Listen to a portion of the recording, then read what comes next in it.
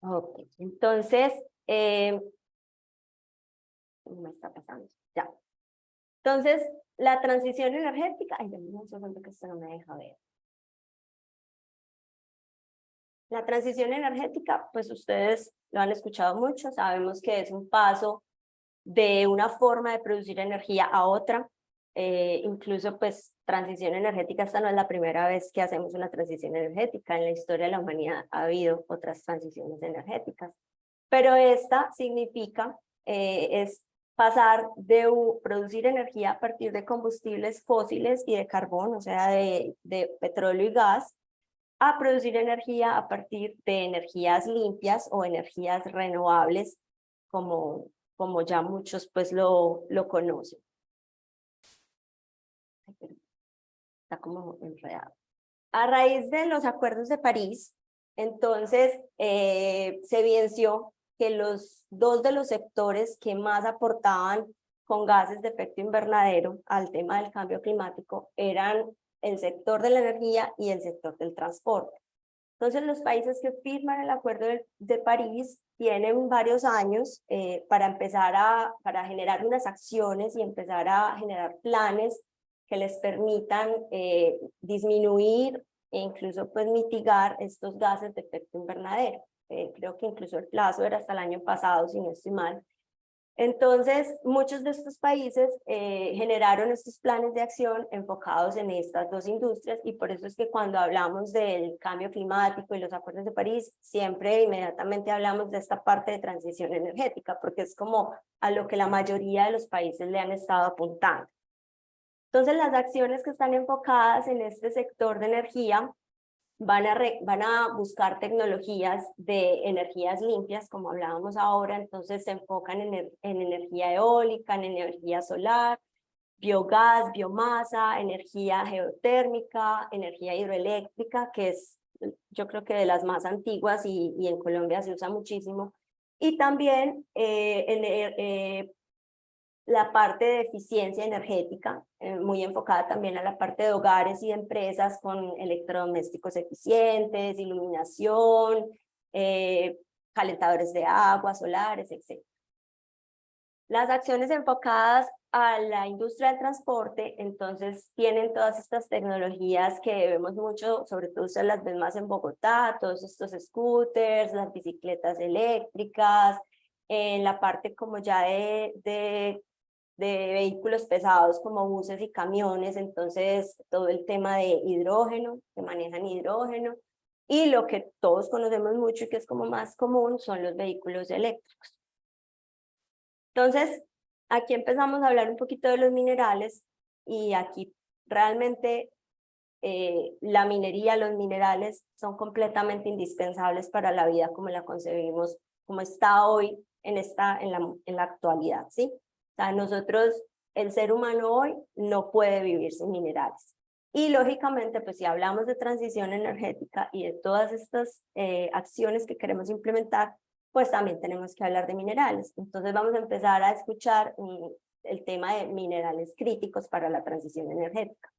Y estos minerales, ¿por qué son críticos? Son críticos porque al empezar la transición energética y haber un incremento en estas tecnologías, vamos a tener un incremento casi que exponencial en la demanda de ciertos minerales, que además nos va a generar como dos incógnitas que son importantes. Y es primero, la disponibilidad.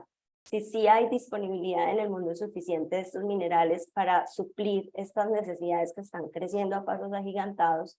Y segundo, la confiabilidad de ese suministro, porque geopolíticamente, vamos a ver ahorita, el tema de la oferta y la demanda es complejo para estos minerales.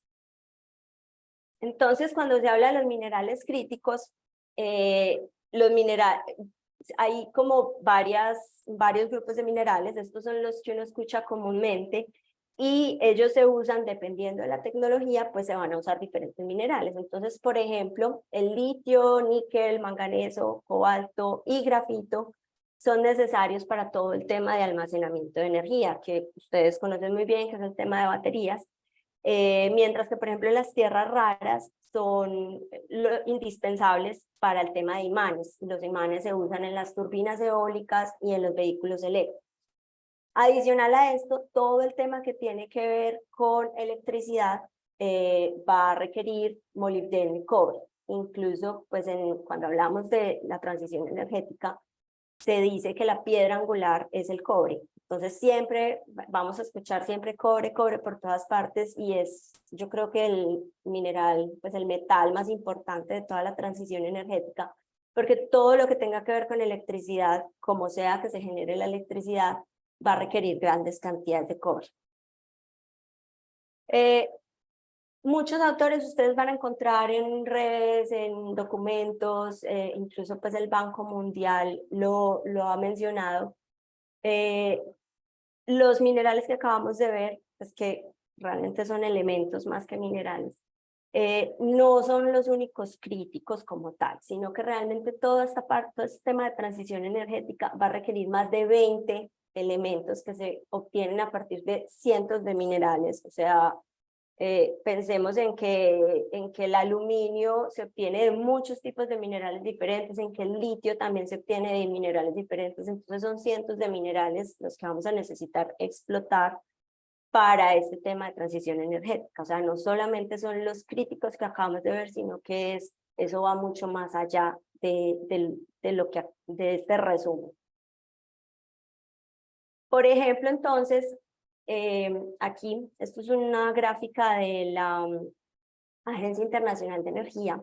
Aquí podemos ver cómo el cobre realmente, lo que les decía, es la piedra angular, porque el cobre es requerido en todos los tipos de tecnologías.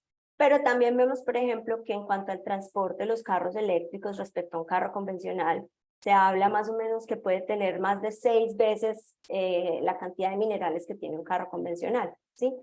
Entonces, a veces hay como muchos paradigmas porque que queremos energías limpias por el medio ambiente, por un montón de temas asociados, pero no, recordemos que detrás de esto hay otras connotaciones, ¿listo?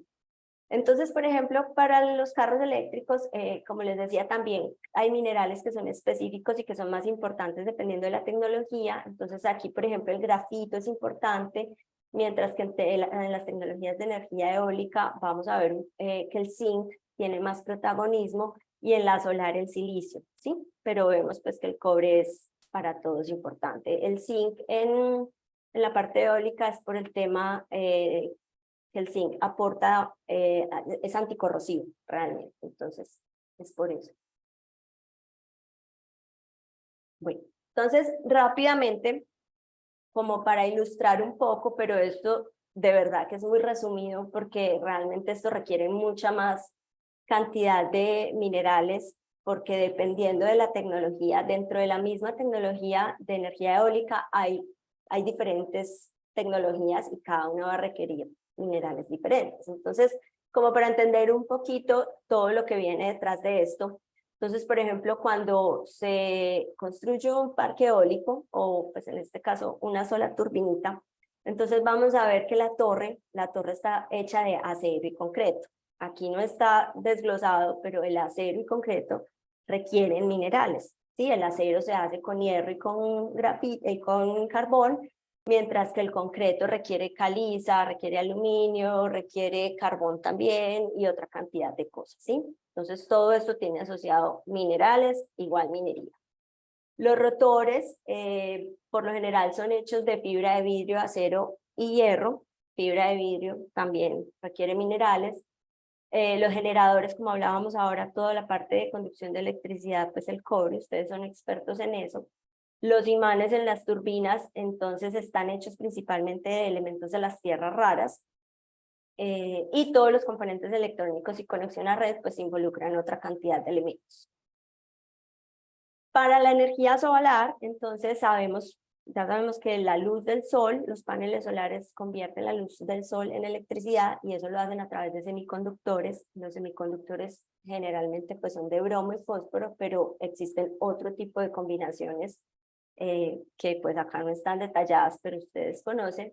Y además los paneles están hechos normalmente de dos materiales. El más común, que es como el más antiguo, es el de silicio cristalino, que va a usar principalmente silicio, pero una combinación de otros elementos. Y los paneles más nuevos, pero son más costosos, son de material fotovoltaico que se hacen a partir de combinaciones de estos diferentes elementos.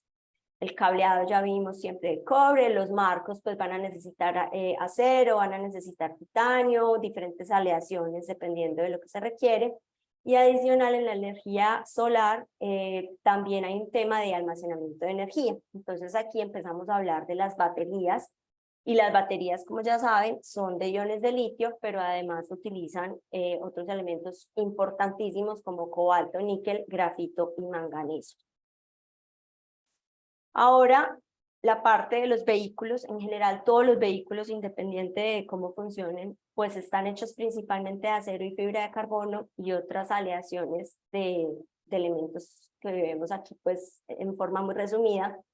Pero también pues ya sabemos que los vehículos eléctricos necesitan imanes, tierras raras, baterías que ya vimos de qué están conformadas, y adicional pues también van a requerir una infraestructura, o requieren porque ya existen, una infraestructura muy grande de estaciones de carga que también traen asociada otros elementos, más todo lo que implica pues la construcción, o sea, el concreto, el acero, etcétera, ¿sí? Ahora miremos entonces un poquito esta parte de la demanda y la oferta de estos minerales críticos. Vimos al principio que realmente esto es un pool muy grande de minerales o elementos, por así decirlo, pero vamos a concentrarnos en los que llamamos críticos al principio. Entonces, como demanda, tenemos, por ejemplo, que la Agencia Internacional de Energía hace este ejercicio donde vamos a ver solamente este escenario, que es el escenario SDS, que es el escenario donde se espera cumplir los acuerdos de París, ¿sí? Entonces ellos proyectan que en términos de los minerales que se requieren para el almacenamiento de energía, o sea, pues para las baterías, para el año 2040 se van a requerir 42 veces más litio de lo que se estaba requiriendo en el año 2020. Y así entonces lo hacen para los demás elementos, los demás minerales, entonces grafito 25 veces y así para estos, mientras que por ejemplo para el tema de energías renovables, entonces el mineral como más clave o minerales por así decirlo, son los elementos de las tierras raras. Esto vamos a tenerlo un poquito en cuenta porque al final de la presentación vamos a entender qué significa requerir 42 veces más litio de lo que estamos ahora o 7 veces más tierras raras. Vamos a aterrizar un poquito como estas citas para que podamos entender mejor estos conceptos. Ahora, en el año 2020, el Banco Mundial estimó que se requerirán más de 3.000 millones de toneladas de minerales y metales para esta implementación de transición energética, o sea, para implementar las energías renovables y el tema de almacenamiento de energía. Y esto pues con el fin de lograr los acuerdos de París. Entonces, 3.000 millones de toneladas es una cifra que no, pues realmente como que uno no logra concebir en la cabeza. Ahora la oferta. ¿Cómo estamos hoy? Entonces, estos datos son del 2019, pero se mantienen en cuanto a los principales productores, se mantienen igual. De pronto un poco las cifras del porcentaje pueden variar un poco, pero muy, realmente casi no. Se mantienen hasta el año pasado. En términos de litio, el principal productor a nivel mundial es Australia, tiene el 60% de la producción mundial, seguido de Chile y China. Para cobalto, el 80% de la producción mundial lo tiene la República Democrática del Congo, o sea, prácticamente aquí hay casi que monopolios en términos de oferta de minerales críticos. El níquel, el principal productor de níquel es Indonesia, con el 30% de la producción mundial, seguido de Filipinas perdón, y Rusia. Y el 70% de la producción mundial de tierras raras la tiene China, está seguido por Australia y Estados Unidos. Y para cobre, el 25% de la producción mundial está en Chile, seguido de Perú y China. Entonces, como pueden ver, China que no solo es el primer productor a nivel mundial de tierras raras, sino también de grafito, manganeso, molibdeno, silicio, zinc, aluminio y magnesio, que también son elementos o minerales críticos, por así decirlo. Pues China está casi que en todos, ¿sí? Entonces, aquí nos devolvemos a esas dos preguntas del principio. La disponibilidad primero, entonces vemos que realmente en términos de disponibilidad, la torta está dividida con porciones muy grandes en unos pocos países.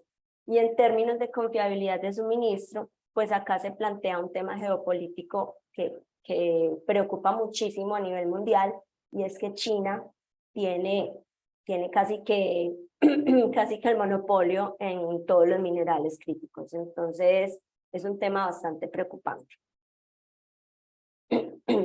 Bueno, les traigo esta reflexión. Esta es del presidente del ICMM, que es el Consejo Internacional de Minería y Metales, y él nos dice que los próximos 3 años van a dar forma a las perspectivas de los siguientes 30, ¿sí? Y que si queremos lograr una descarbonización a 2050 como lo planteó en los acuerdos de París, estas tecnologías limpias que estamos viendo deben implementarse a una escala sin precedentes y se debe hacer de forma muy rápida.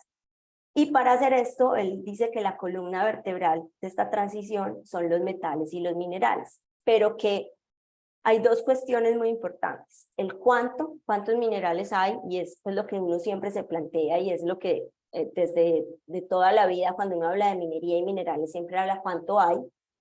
Pero el segundo tema es el cómo, y el cómo se está volviendo un punto casi que más importante que el cuánto. O sea, cómo vamos a generar, cómo vamos a sacar esos minerales, cómo vamos a hacer la minería, ¿sí?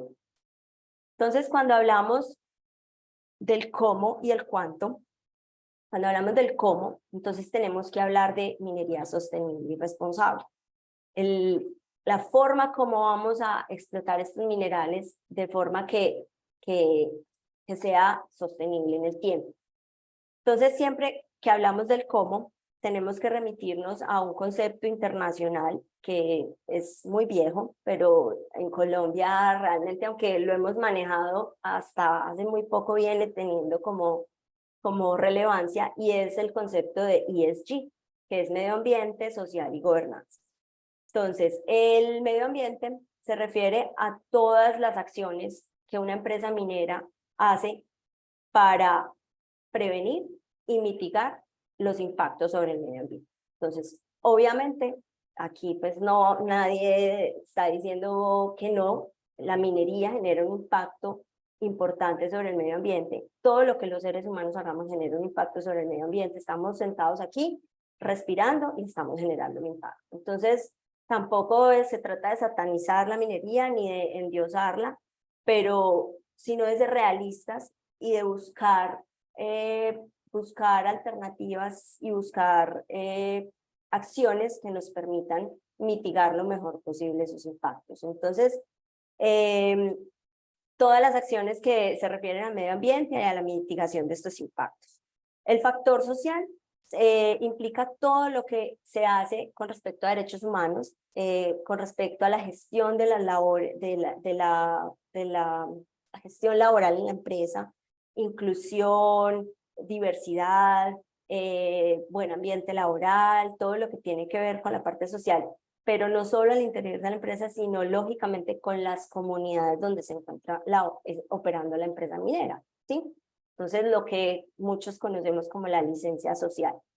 Y la parte de gobernanza, entonces, se refiere a toda la cultura organizacional, todo lo que es a nivel de empresa, todos los procesos de gestión, los planes de transparencia, la lucha contra la corrupción, las prácticas antiéticas, el cumplimiento del normativo, pero también, no solo a nivel de empresa, sino también a nivel público. Entonces, con la gobernanza a nivel de las entidades públicas que regulan a las empresas mineras. Entonces, hay entidades, corporaciones autónomas regionales ambientales, autoridad minera. Entonces, todos los procesos que ellos tienen de auditar y verificar que las empresas cumplan con los estándares, y que también pues se haga bajo un concepto de transparencia, ¿sí?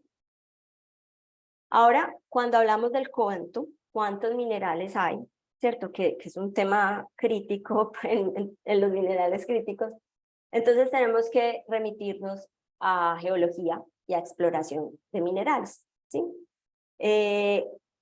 Cuando hablamos de ese cuánto, que vamos a cuantificar los minerales, no nos podemos olvidar del cómo, porque es que el cómo no solamente se aplica cuando nosotros estemos haciendo los procesos de extracción como tal y la minería, sino que ese cómo tenemos que aplicarlos desde el principio. Entonces, ¿cómo vamos a hacer exploración? Y ese cómo se apoya entonces en un tema que se conoce internacionalmente como las buenas prácticas y los estándares internacionales. Y esto por así decirlo, lo agrupa una entidad que se llama CRIRSCO, que es el Comité Internacional para los Estándares de Reporte de Reservas. Y CRIRSCO lo que pretende es contribuir a ganar y mantener la confianza en el sector minero mediante la promoción de altos estándares en los reportes de exploración, estimación de recursos y reservas minerales. Entonces, cuando hablamos del cuánto, técnicamente las palabras para hablar de cuánto son recursos y reservas minerales.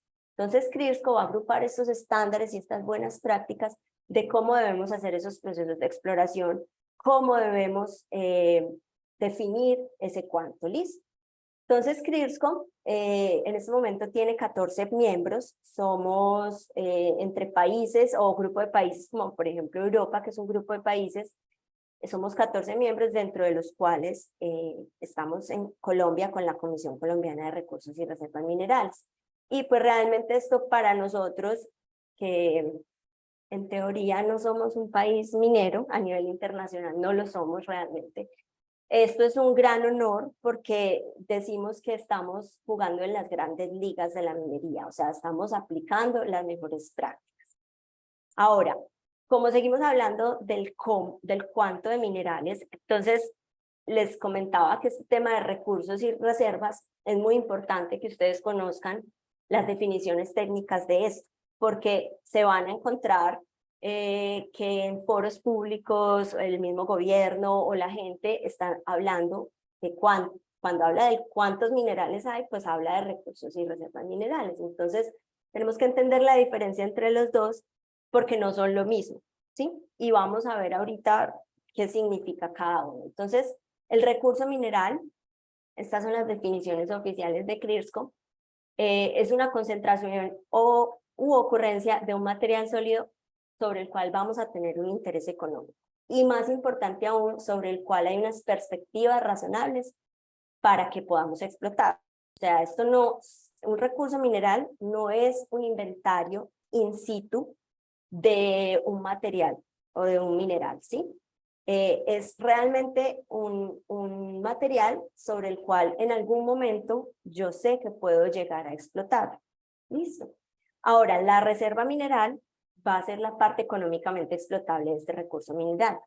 Entonces, el recurso es lo que hay y eventualmente en algún momento debería poder explotarlo, pero la reserva es lo que ya hoy, si yo quiero, puedo traer la maquinaria y empezar a explotarlo. O sea, es lo que de verdad es el verdadero cuánto, ¿sí? El verdadero cuánto. Entonces, para convertir un recurso mineral en una reserva mineral, se aplica algo que se llaman los factores modificadores, y es todo lo que va a involucrar o va a afectar un proyecto minero. Entonces vemos aquí pues que hay factores de todo.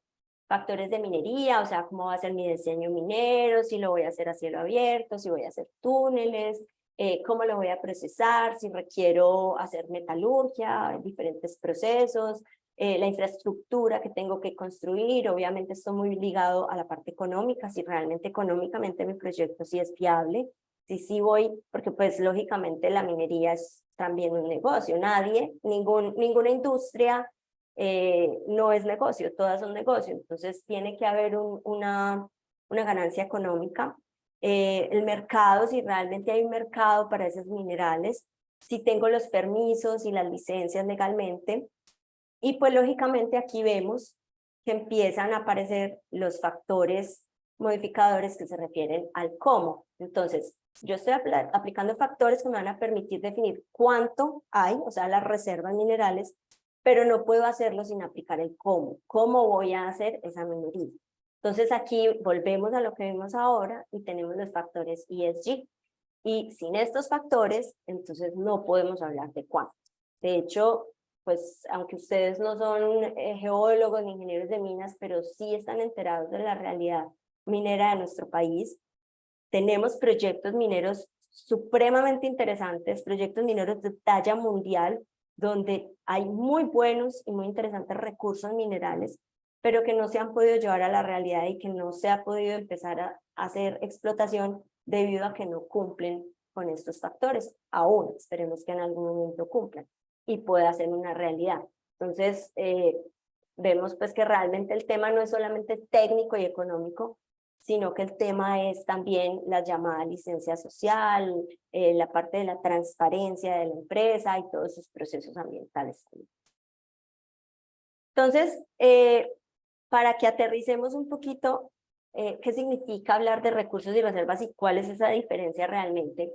Entonces les quiero mostrar esta gráfica. Esta gráfica es el USGS, que es el Servicio Geológico de los Estados Unidos. Todos los años publica un documento que es sobre los commodities a nivel mundial. Entonces este documento viene por mineral y nos muestra cuál fue la producción en el año anterior y cuáles son los recursos y las reservas estimadas en el mundo. Siempre que hablamos de recursos y reservas, hablamos de una estimación, ¿sí? O sea, eso nunca es un cálculo fijo, sino que es una estimación.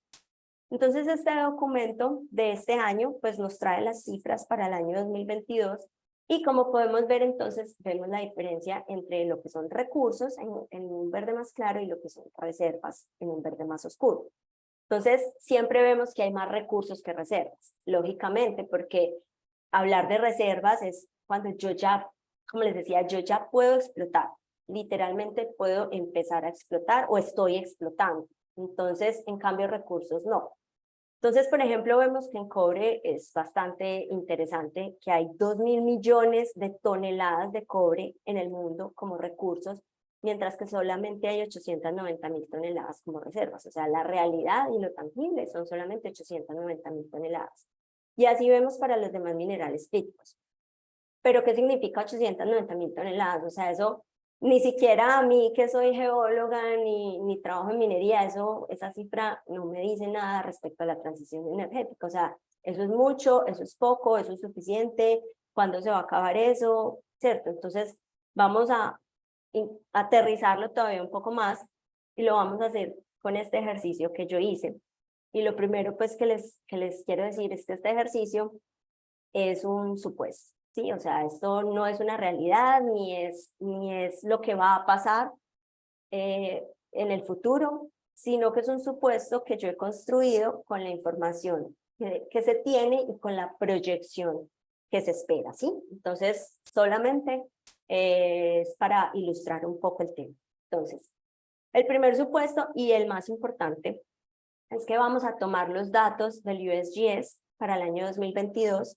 Vamos a tomar el dato de reservas minerales para el año pasado y vamos a hacer de cuenta, y este supuesto es muy radical, vamos a hacer de cuenta que no hay exploración adicional en el mundo.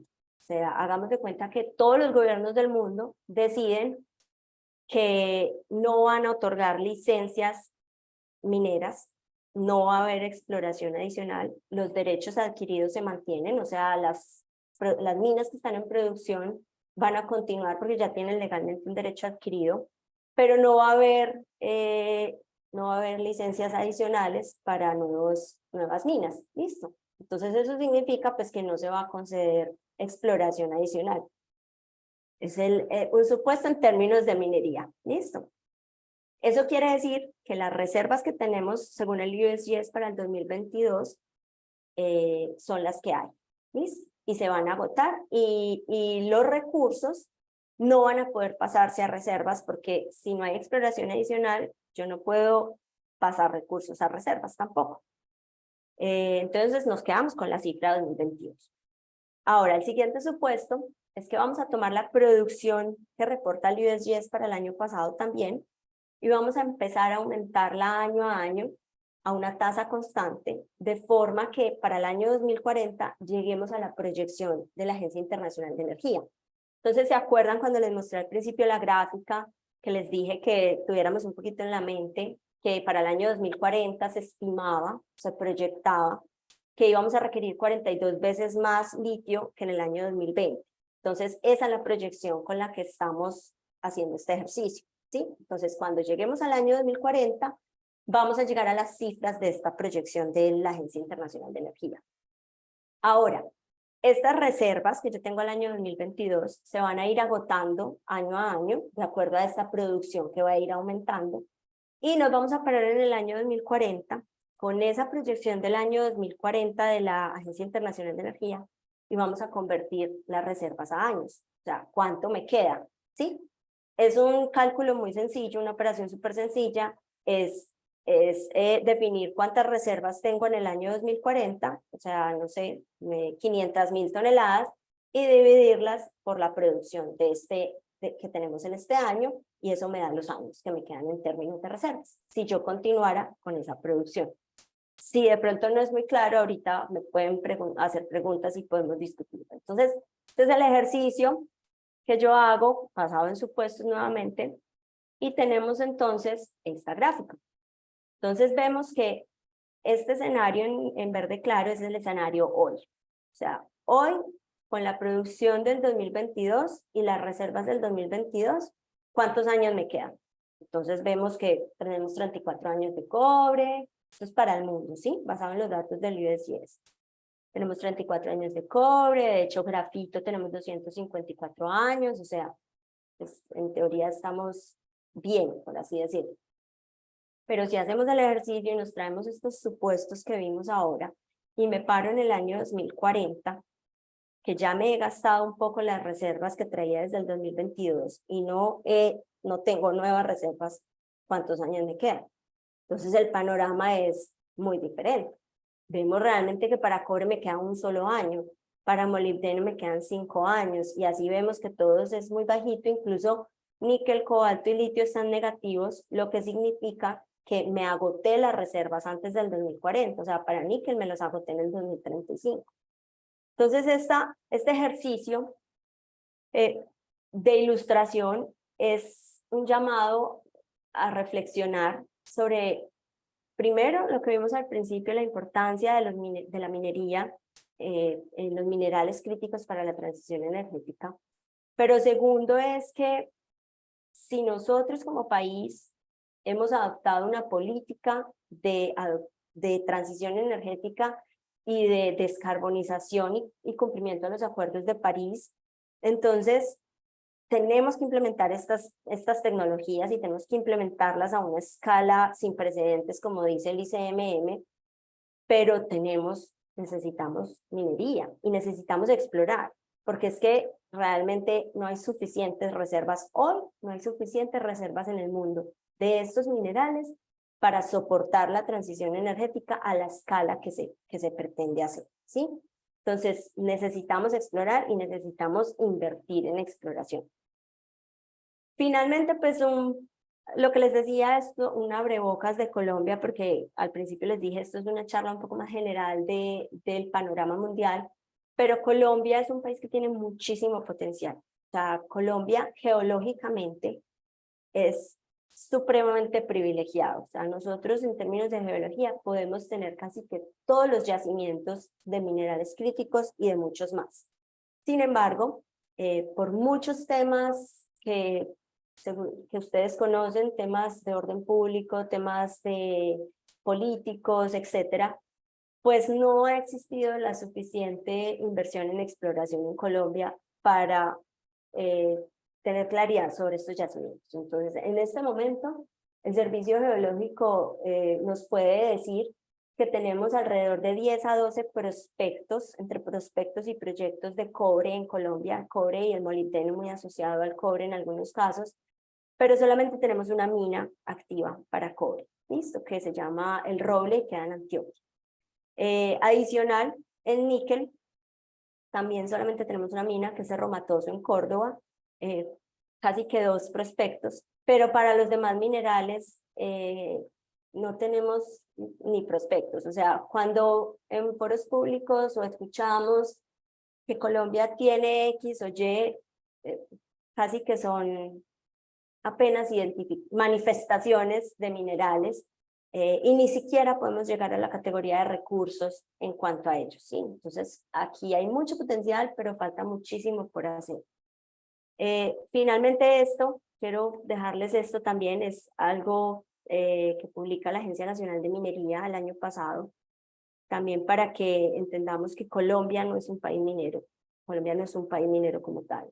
Solamente tenemos el 3% de nuestra área titulada, pues casi que el total es para pequeña y mediana minería, y la mitad es para materiales de construcción realmente. Entonces oro, cobre y otros metales no es mucho.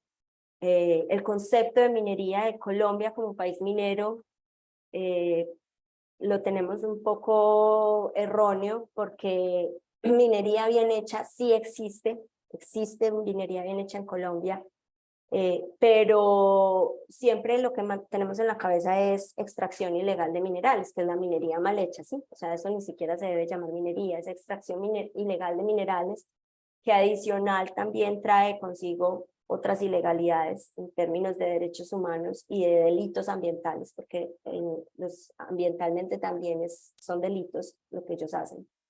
Mientras que minería como tal y minería bien hecha no tiene esos problemas, ¿sí?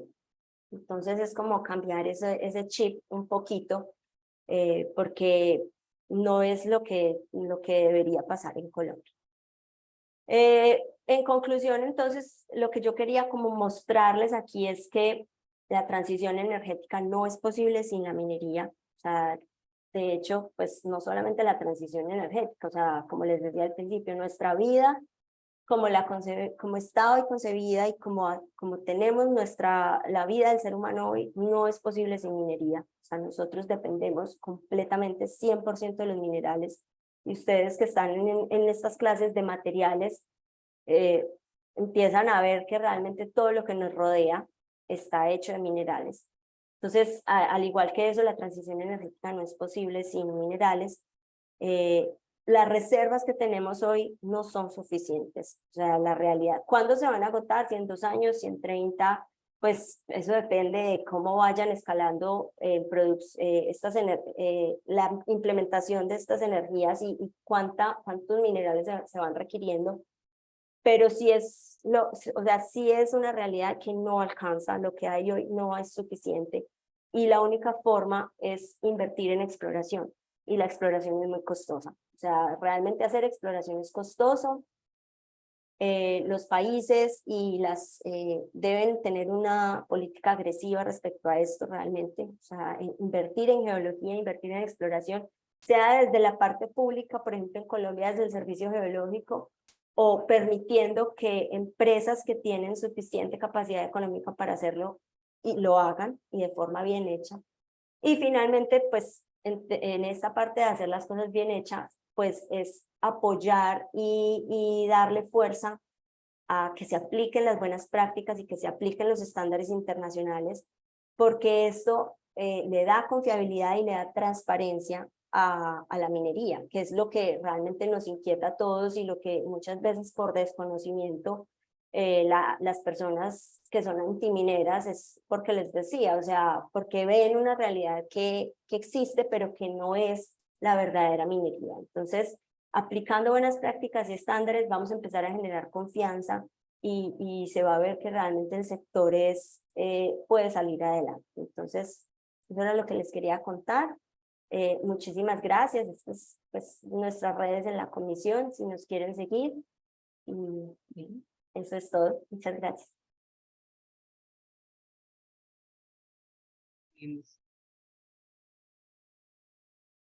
Gracias, Mónica. Yo espero que esto nos haya dado.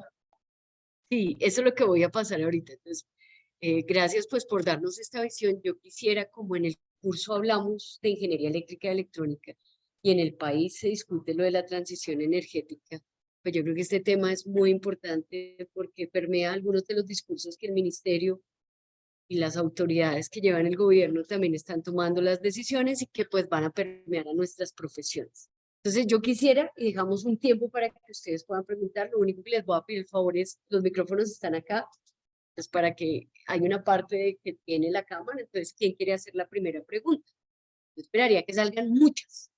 De aquí depende mucho de nuestros empleos, ¿no? Entonces escucho, ¿qué les deja? ¿Cierto, Mónica? ¿Comentarios o preguntas? Claro. ¿Quién toma aquí la batuta?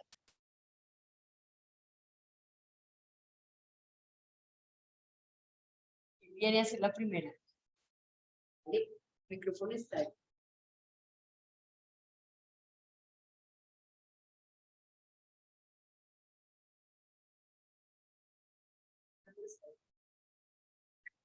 ¿Abierto?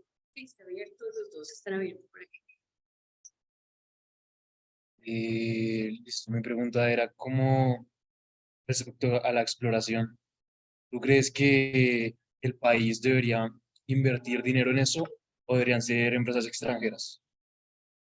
Mira, yo pienso Sería más al que país. sí, yo pienso que el país tiene una obligación en invertir en el conocimiento general de la geología de Colombia. Realmente el Servicio Geológico es la entidad encargada de esto. Ellos desde hace unos años hacia acá han venido con un proceso, venían con un proceso porque terminó el año pasado, con un proceso de mejorar el conocimiento de la geología en el país. Hay mucho por hacer realmente, pero ese es el primer paso, porque si bien el servicio geológico es más un tema geocientífico, sí debería ser el primero en tener una base de datos para que las empresas, sean empresas colombianas o multinacionales, porque aquí yo pienso que hay que abrirle la puerta a todos. O sea, tampoco aquí de nuevo no se trata de satanizar a las multinacionales, porque de hecho las multinacionales, al ser de otros países, también tienen que cumplir unos requisitos y unos estándares internacionales y unas leyes internacionales que muchas veces son incluso más rigurosas que las colombianas. Entonces, el Servicio Geológico es quien debe marcar la pauta y entregar una información base para que ya las empresas y no solo empresas, sino personas naturales también, puedan llevar a cabo sus proyectos de exploración y ojalá pues explotación en algún momento, ¿sí? O sea, si el Servicio Geológico tiene una buena base y nos da lo que llamamos los targets o los prospectos o manifestaciones de minerales, entonces el que quiera explorar pues ya sabe a dónde va a llegar y a dónde se va a centrar, ¿cierto? Sea empresa, persona natural, colombiana, multinacional, lo que sea. Entonces sí hay que invertir en eso y pienso que el gobierno debe invertir a través del servicio geológico en ese conocimiento, que a mi modo de ver aún es deficiente. Gracias. Gracias. Gracias. Aprovechen, nadie, o sea, no se imaginen el que es.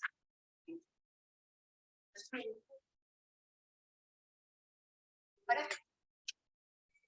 Hola Mónica, buenos días. Entiendo que la comisión se encarga de establecer adecuadamente y cumplir con los estándares internacionales de minería, ¿sí? Sé que tal vez no sea de tu área, pero yo no sé qué estrategias han implementado el país y las empresas para combatir la minería ilegal. Esa es mi primera pregunta y ya tengo otra. Bueno, realmente la extracción ilegal de minerales está a cargo completamente de la Fiscalía. De hecho, la autoridad minera en este momento en Colombia, que es la Agencia Nacional de Minería, no tiene autoridad sobre eso, porque es un tema de delito, ¿sí? Entonces, inmediatamente va derecho a Fiscalía y no pasa por, o sea, no hay entidades que puedan combatirla, sino la Fiscalía y la Policía como tal. ¿Qué se hace o qué hace la Agencia Nacional de Minería y qué hacemos los que trabajamos con minería? Porque no podemos llamar a eso minería, eso no es minería, eso es extracción ilegal de minerales. ¿Qué hacemos? Es fomentar, dentro de las buenas prácticas, fomentar la legalidad. Entonces, las personas que están incurriendo en extracción ilegal de minerales tienen muchas gabelas dentro de la Agencia Nacional de Minería para formalizarse. O sea, la ANM tiene programas de formalización, los acompaña, los asesora legalmente, técnicamente, para que ellos se formalicen y empiecen a hacer se legalicen y ya tengan entonces minería. Y ahí sí, una vez son legales, ya sí la ANM puede regularlos, auditarlos y estar pendientes de que se cumplan pues con todas los temas legales. Es eso. Y mi segunda pregunta es, no sé si tú representas alguna asociación de empresas mineras, pero yo pienso que al público en general en Colombia le quedan muchas dudas de cuál es la inversión social y la inversión en nuevas energías por parte del sector minero. Digamos que yo tuve la oportunidad de visitar La Guajira, la mina del Cerrejón, y las condiciones de verdad de los pueblos son deplorables. Tienen ferrovías para transportar el carbón al mar, pero no tienen ferrovías para mover la gente. Entonces, quería preguntarte si tú tienes alguna relación con las entidades privadas o alguna representación de ese tipo, porque no son muy conocidas las empresas mineras para invertir en energías renovables, como lo ha hecho tal vez otro sector como el de los hidrocarburos, y más específicamente Ecopetrol. Claro, no, yo no represento ninguna asociación de empresas, pero con respecto a lo que comentas, realmente cuando tú suscribes un contrato de concesión minera con el gobierno, con el Estado, o sea, recordemos que el subsuelo es de propiedad del Estado, o sea, es un bien público de todos los colombianos, realmente pues de propiedad del Estado no, es de todos nosotros, y el Estado es quien lo maneja. Y lo que una empresa minera hace es suscribir un contrato de concesión, o sea, por así decirlo, como una especie de alquiler, para explorar y explotar los minerales, ¿cierto? Y dentro de los requisitos que tiene ese contrato es que dependiendo del mineral que tú extraes, que tú haces minería, y dependiendo de la cantidad, tú tienes unas obligaciones económicas con respecto a ellas, tienes que pagarlas, lo cual se llama unos impuestos, varios diferentes, pero el principal se llama regalías, ¿sí? Esas regalías dependen del mineral y de la cantidad. ¿Ok? Entonces, las minerías que se pagan por oro son diferentes a las minerías que se pagan por carbón. Esas son unas fórmulas que ustedes no se imaginan, son enredadísimas, pero existe ya definido para cada uno, ¿sí? Esas regalías van al Sistema Nacional de Regalías. Todas las empresas mineras tienen que pagarlas y es el Sistema Nacional de Regalías quien se encarga de manejarlas y distribuirlas. Y también para eso, por ley, hay unos porcentajes de cómo se van a repartir esas regalías. Entonces, dependiendo o sea, hay unos porcentajes, por ejemplo, para el municipio donde está la operación minera o para el municipio donde están los puertos de donde salen los minerales. También hay un porcentaje que se otorga a los municipios más pobres de Colombia, así no sean municipios mineros, se les entrega parte de esas regalías a ellos. Y todo lo maneja este sistema, o sea, cómo se distribuyen los porcentajes, lo manejan ellos. Adicional, esas regalías por ley también tienen unos fines obligados, o sea, esas regalías se tienen que invertir en la parte social, en infraestructura, se tienen que invertir una parte se va para el Ministerio de Ciencia, o sea, hay como una distribución también de esas regalías. Esas regalías no las maneja la empresa minera. La empresa minera las paga como cada uno de nosotros paga la retención en la fuente o el IVA o la declaración de renta. Lo mismo hace la empresa minera tiene que pagar en plata esas regalías y es el gobierno quien la administra y quien hace las inversiones. Entonces, cuando vamos a una zona minera, como mencionas en La Guajira, y vemos el Cerrejón, que es una mina increíble, y de hecho la cantidad de regalías que paga son billones de pesos, literalmente, no es culpa del Cerrejón que no se están invirtiendo correctamente. Es culpa del gobierno. ¿Listo? Esas regalías van al gobierno central, al sistema, y el sistema las distribuye a los gobiernos locales, o sea, a las gobernaciones y a las alcaldías. Entonces, ¿dónde está la falla? Pues realmente no podría saberlo si es a nivel nacional o local, pero ahí es donde también entra el tema que hablábamos de gobernanza, o sea, el tema de transparencia, el tema de cómo a nivel público también se hacen las cosas bien hechas. Entonces, una empresa minera puede hacer las cosas bien hechas en términos sociales, económicos, ambientales, pero pues eso va a tener otras consecuencias a nivel público. Entonces, también es algo un llamado para que cambiemos un poquito el chip de que la minería es mala porque se roba la plata. Los que se la están robando no son las empresas. Por ese lado. Listo, es obligatorio, todos la tienen que pagar. De hecho, el sistema es muy estricto porque de las regalías depende también el presupuesto de la nación. Entonces, el Estado es muy juicioso en cobrarlas y en recibirlas, tal vez no es tan juicioso en cómo se invierte esas regalías. ¿Listo? Listo, muchas gracias. Bueno, te quería contar también. A raíz de todo esto, que todos somos conscientes que en nuestro país lastimosamente y tristemente las platas se pierden y se van para donde no se deben ir, hace unos años se implementó algo que es, no recuerdo muy bien cuál es el nombre real, pero es obras por impuestos, creo, algo así.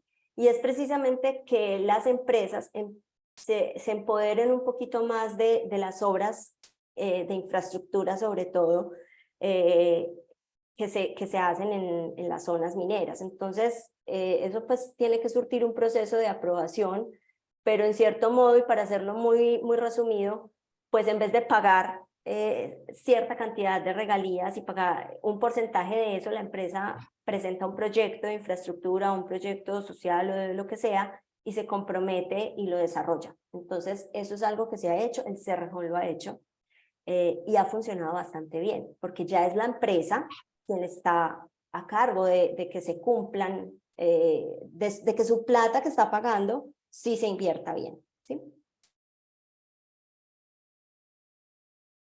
Gracias por la pregunta.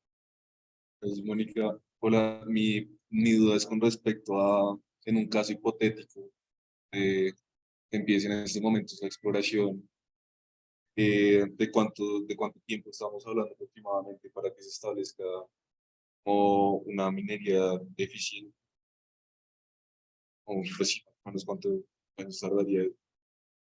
Sí, mira que hace poco leí un artículo donde hacían como un ejercicio de estos y a nivel mundial, desde que uno empieza un proyecto minero con las etapas de prospección y exploración, que es lo primero que uno hace, hasta que es exitoso todo el proceso y empiezo una explotación, puede tomar más de 8 años, un proceso, entre 8 y 10 años. Eso es a nivel mundial.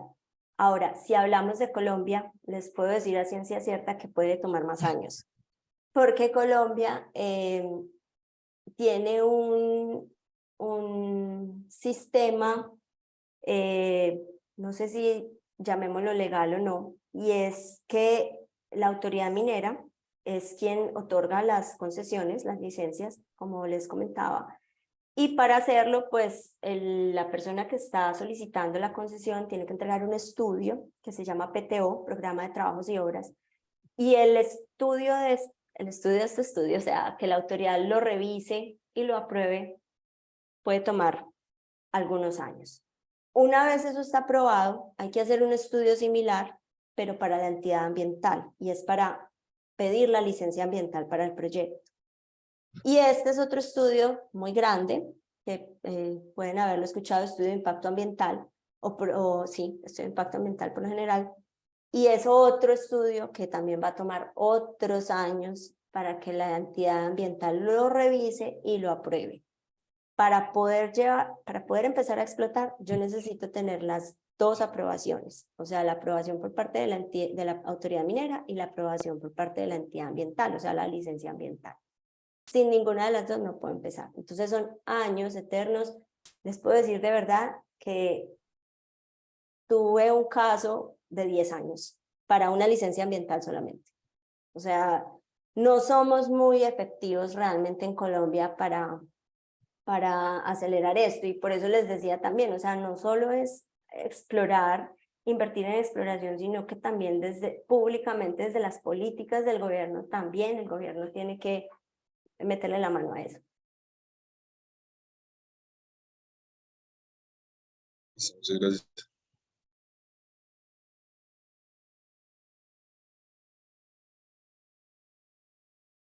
Hola Mónica.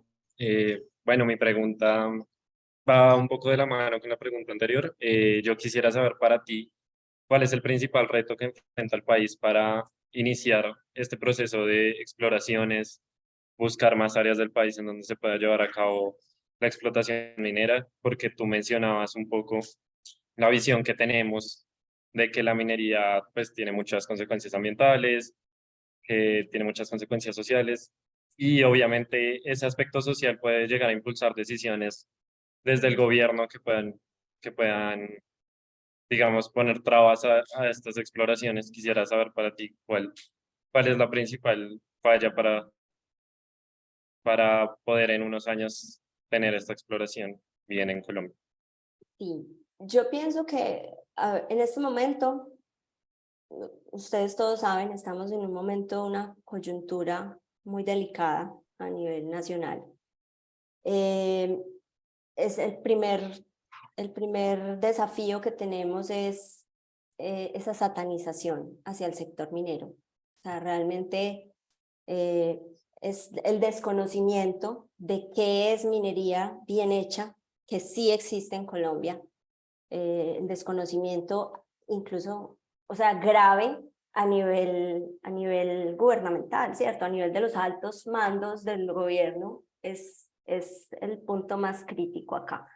Desconocimiento de que sí se puede hacer minería bien hecha, desconocimiento de que necesitamos minería, o sea, así no queramos, la necesitamos. Así sea, así algunas personas piensen que es mal y que trae muchos problemas o no quieran ver la parte buena, se necesita, o sea, sí o sí la necesitamos. Entonces, en vez de poner trabas, como tú dices que es real lo que está pasando, en vez de poner trabas y dar discursos sobre cosas que no son factibles de hacer, pues más bien deberían buscar soluciones y implementar metodologías y acciones que permitan que las cosas se hagan bajo un estricto control, eso sí, y tenemos un control muy estricto. Nuestras entidades ambientales son supremamente estrictas, no se imaginan.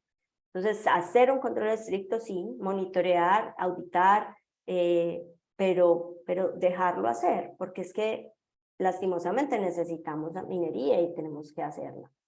Entonces, yo pienso que ese es como el reto más grande que tenemos en este momento, y es el desconocimiento y el chip que tienen en la cabeza muchos de que la minería es lo peor que nos pudo haber pasado. Yo pienso que el sector está haciendo un trabajo importante en tratando de visualizar y demostrar las cosas buenas, pero el discurso desde arriba es el que nos tiene un poco desmoralizados. Vale, muchas gracias.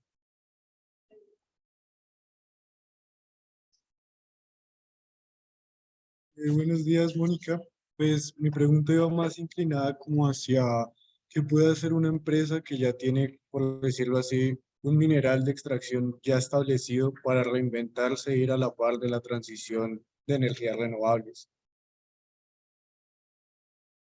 Pues mira, realmente la minería tiene un tema asociado que es crítico en cuanto, o sea, que lo hace ser esta industria tan diferente a otras industrias, y es que nosotros no es factible diversificar en términos de los activos, pues porque el activo de una empresa minera son los minerales, son los recursos y las reservas minerales. Entonces es muy poco factible diversificar porque pues lo que nos entrega la naturaleza es lo que hay, ¿cierto?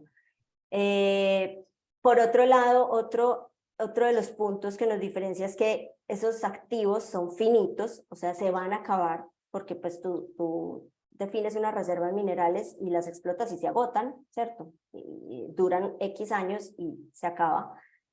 Pero además es que están ahí, o sea, tú no puedes moverte, tú no puedes mover la mina.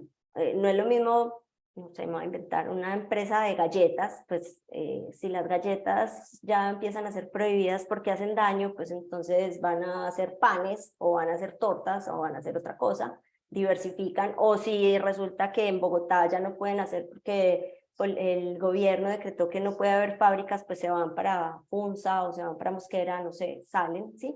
En minería no podemos hacer eso, nada de eso podemos hacerlo, pero sí hay, pienso yo, sí hay una oportunidad, en Colombia tenemos una oportunidad muy grande y es buscar darle valor agregado a esos minerales que estamos explotando. Porque la mayoría de nuestras empresas mineras explotan los minerales y se venden en bruto o se exportan casi que en bruto o con un proceso muy leve, y toda esa ganancia y ese valor agregado cuando se hacen los procesos de beneficio y metalurgia se hace por fuera. ¿Por qué no se hace acá? Muchas cosas pasan. Pero yo pienso que puede ser desde ese punto de vista la forma de mejorar y de diversificar nuestras empresas mineras, y es hacer esos procesos acá, dar valor agregado a los minerales que estamos extrayendo, darle valor a la cadena. Eso va a generar más empleo, eso genera más oportunidades en las regiones, genera también más capacitación y personal más técnico, porque eso requiere gente más capacitada para los procesos. Y también permite, cuando tú le das valor agregado al mineral y empiezas a beneficiarlo y a hacer procesos de metalurgia también, permite que obtengas una serie de diferentes materiales para diferentes cosas, ¿cierto? Entonces también diversificar ese portafolio, por así decirlo, que cuando simplemente explotas y lo vendes en bruto. Entonces eso es como lo que yo vería que sería como la opción, pero en términos de energía limpia, pues no vería como una empresa minera pues cambie pues si su razón de ser es minería, pues que se cambie a producir energía eólica, ya sería como otro cuento completamente diferente realmente. Vale, Mónica, muchas gracias. Mira, este es nuestro contexto. Vamos a ver.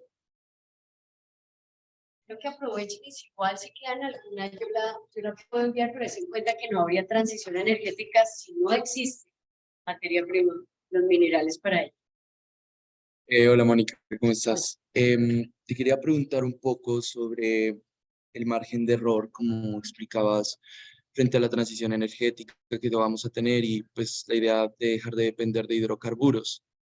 Entonces, un poco más específico, como, ok, ¿qué pasa si el litio de aquí al 2040, 2050, es tanta la demanda que ya ni siquiera se puede solventar? Entonces, ¿cuál es el margen de error, por decirlo así, de volver otra vez a ese tipo de hidrocarburos frente, en un caso hipotético, de no encontrar otra forma de, sí, que pueda solventar el litio? Pues mira, realmente, y lo escuché también en la charla que hizo Mónica, Alba, ¿te acuerdas del apellido de Mónica? Que es como la directora de una asociación de hidrógeno, no recuerdo. Y lo he escuchado en otros foros. Hacer esta transición energética y cumplir los acuerdos de París de disminuir los gases de efecto invernadero y de, en cierto modo, descarbonizarnos, no significa en ningún momento que vamos a llegar a cero con petróleo y gas. Eso no va a pasar. O sea, la realidad es que el mundo tampoco puede vivir sin petróleo y gas. O sea, existen muchos, además de gasolina, diésel, existen muchos otros, ustedes saben, materiales que se producen a partir de hidrocarburos y que muchos ahora están en investigación para hacer, para cambiarse, que ya no sean de hidrocarburos, pero aún dependemos completamente de ellos, no solo en términos de gasolina y gas como tal. Entonces, para mí, decir que vamos a llegar al 2050 con hidrocarburos cero, para mí eso es una mentira. Ese discurso no debería decirse ni debería creerse, porque no es muy lógico. De hecho, pues los últimos estudios muestran que hoy ya no estamos cumpliendo con el acuerdo, pues con la meta del Acuerdo de París, porque es que es muy difícil dejar de depender de hidrocarburos. Y lo que mencionan sobre el litio, la realidad es esa, o sea, necesitamos más exploración, pero qué tal que se explore incluso y no se encuentre. Definitivamente hay que invertir en investigación, o sea, la cantidad de minerales que hay en el mundo es increíble y pues la tabla periódica es muy grande. Hay que cambiar unos por otros, no. De hecho, también creo que Tesla incluso estaba investigando hacer las baterías en vez de litio con sodio, o sea, que el sodio sí es un elemento muy abundante en la naturaleza. Entonces es eso, es investigar, y más de investigar, lo mismo con los productos derivados de hidrocarburos, investigar otras opciones y buscar cómo cambiar unos por otros en cierto modo. Vale, muchísimas gracias, Mónica. Dos preguntas más, Mónica, y ya. Claro. Van a ser directas ahí para los minutos. Perdona. Buenos días, primero que nada. Pues tú misma mencionabas que pues Colombia en sí no es un país minero realmente. Entonces, tanto este proceso como de exploración, de extracción e incluso en parte de transición electrónica, todo se siente que va a ser más que nada como comandado, digamos, por naciones externas, por multinacionales y por naciones con más influencia en el mercado mundial en general. Entonces, mi pregunta es más como, ¿ya existe, no sé, legislación o ya precedente para asegurarse de que todas las naciones eventualmente se verán beneficiadas por este cambio, por esta explotación, sin importar si son naciones de más o menos recursos? Yo creo que no. Realmente el tema de los acuerdos de París es un tema, si no estoy mal, de Naciones Unidas. Nada de eso es obligatorio, porque es que no existe ninguna entidad internacional que sea como la presidencia de los países, como que obligue, o sea, por eso se llaman acuerdos, porque simplemente ellos se sentaron y acordaron, o sea, vieron qué estaba pasando, vieron las proyecciones a futuro y pues quisieron acordar unas acciones, ¿sí? Pero, por ejemplo, Estados Unidos no está en el acuerdo. O sea, ellos dijeron, no, yo no quiero, no me interesa, ¿sí? Muchos países no están en el acuerdo. Entonces, y países que sí están en el acuerdo y que se suponía que ellos mismos acordaron que iban a entregar sus planes al año pasado, como les decía, creo, no los entregaron. O que sí entregaron sus planes y no los están cumpliendo. O sea, nadie los puede obligar. Realmente no existe una entidad que los obligue. Ayer leí que India, que está dentro de los acuerdos y entregó sus planes, acaba de entregar su plan. Su plan ni siquiera es para el 2050. Su plan es, creo que a 2070, si no estoy mal. O sea, él dijo, yo no soy capaz de cumplir con esos acuerdos. Yo no voy a dejar de usar hidrocarburos así como ustedes están planteando. Este es mi plan, esto es como yo lo puedo hacer de forma también que no afecte el desarrollo de mi país, porque es que no podemos perder o no podemos dejar de tener en cuenta que muchos de nuestros países, sobre todo el tercer mundo o como le llaman del sur, la tierra sur, ¿cierto? Somos países que estamos en proceso de desarrollo y que los del norte, que son los que han consumido durante muchísimos años hidrocarburos y son los que están empujando más esto, pues ya ellos se desarrollaron a partir de ese boom petrolero y nosotros nunca tuvimos la oportunidad. Entonces eso también es como una queja de los países del sur, por ejemplo Colombia, que aporta como el 0.2% de gases de efecto invernadero, pues uno dice, pero es que nosotros no aportamos nada. ¿Por qué nos tenemos que restringir tanto? ¿O por qué vamos a dejar morir la empresa más rentable en Colombia, la que más aporta regalías y la que más aporta dinero al presupuesto colombiano y al desarrollo de Colombia? ¿Por qué la vamos a dejar morir si todavía necesitamos esos recursos para impulsar el crecimiento de nuestro país? Entonces esos son como puntos que se ponen sobre la mesa, pero que son políticas de cada país como lo desarrolla. En Colombia sabemos que el nuevo gobierno pues tiene una política bastante agresiva respecto a esta transición energética, pero sinceramente no he visto que sea muy clara. O sea, sí hay un discurso de transición energética, pero el cómo hacerlo y planes muy bien estructurados, la verdad aún no los he visto. Vamos a Muchas pasar a la gracias. acá.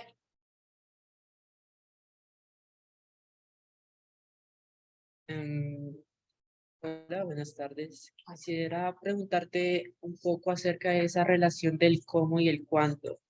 Y es que mi primera pregunta es cómo se relaciona el cómo o las buenas prácticas en minería en Colombia con las de China, que como habías mencionado es uno de los principales productores de minerales críticos. Y en adición a esto, también quisiera hacerte una pregunta más específica acerca de cómo esta relación del cómo y el cuánto puede verse afectada precisamente por los intereses económicos, porque sabemos que en muchas ocasiones los mercados les importa mucho más que esté el producto disponible y que propiamente se haya sacado una buena forma. Entonces, quisiera que me pudieses explicar al respecto. Y un Correcto. minutico, Mónica, para esa Sí. respuesta. Listo. Bueno, China, ustedes saben, es un país bastante cerrado. Desconocemos mucho sobre China. Pero China, por ejemplo, está en este momento en proceso de entrar a CRIRSCO. Con eso, pues, una vez CRIRSCO lo acepte, o sea, quiere decir que está alineado con el tema de buenas prácticas y estándares internacionales. Entonces, por ese lado, bueno, podemos tener como cierta tranquilidad en que van a adoptar esas políticas. Con respecto a lo otro, pues realmente todo este tema de CRIRSCO y de los estándares internacionales nace por un tema de empresas públicas que reportan a la bolsa de valores, a las bolsas de valores del mundo. Muchas empresas mineras, las más grandes, están listadas en bolsa, y para que puedan estar listadas en bolsa, ellos tienen que ser completamente transparentes y divulgar absolutamente toda la información sobre sus proyectos mineros, absolutamente todo. Y lo tienen que hacer bajo estos estándares internacionales. Entonces la bolsa los obliga a que apliquen esas buenas prácticas, porque es parte como es un negocio de tan alto riesgo y de tanta especulación, es la única forma que hay como de darle confiabilidad a que la empresa está aplicando, está haciendo cosas bien hechas y de que las cifras son reales, ¿sí? Entonces, eso es algo que internacionalmente se usa. En Colombia no existe este tema de bolsa para minería, pero sí la autoridad minera obliga a los titulares que en ese programa de trabajos y obras se haga bajo estándar. Entonces, en cierto modo, estamos empezando por el camino de que la información sea transparente y se divulgue todo para que haya un proceso mejor hecho de revisión, ¿cierto? Eso, como Muchas muy gracias. resumen. Bueno, Mónica, pues gracias y gracias a toda la clase por asistir hoy y hacer estas preguntas. Esperamos que los hayamos motivado con una visión crítica de las discusiones que se dan en diferentes escenarios. Y el próximo semestre, aquí, seguramente estaremos Ojalá. presencial. Gracias, Mónica. No, muchísimas Chao. gracias a ustedes, unas preguntas muy interesantes. Mil gracias. Chao. Gracias.